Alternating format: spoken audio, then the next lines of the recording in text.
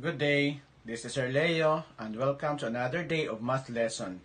So our topic for today is about dividing integers. So what are the rules in dividing integers? When we divide two terms with the same signs, the quotient is positive.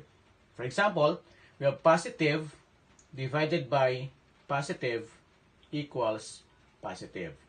Negative divided by negative equals positive. And negative divided by positive equals negative.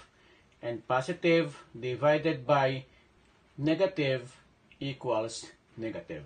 So meaning, when we divide like terms or like signs, the answer is positive. And if we divide different signs or unlike signs, the answer is negative. So let's go to example number 1 or problem number 1. So positive 28 divided by 4.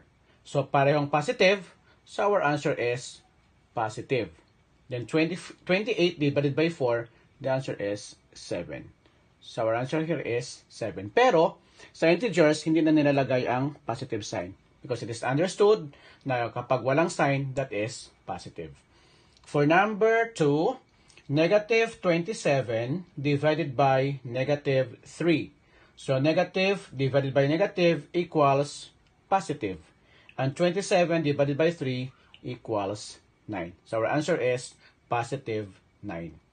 For number 3, negative 64 divided by 8.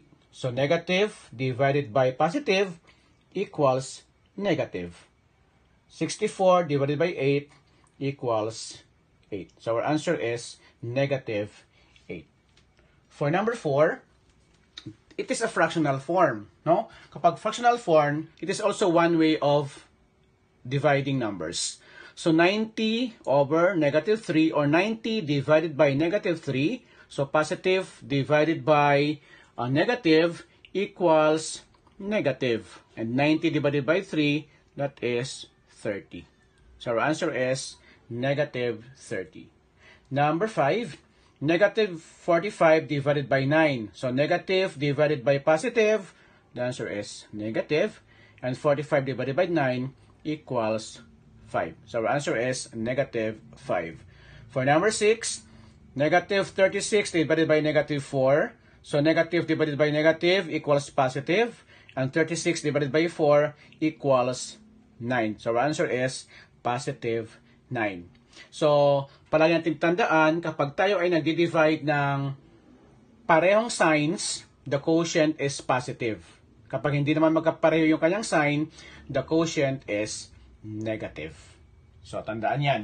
Now, for you to familiarize ng ating lesson, pwede nyo bang sagutan?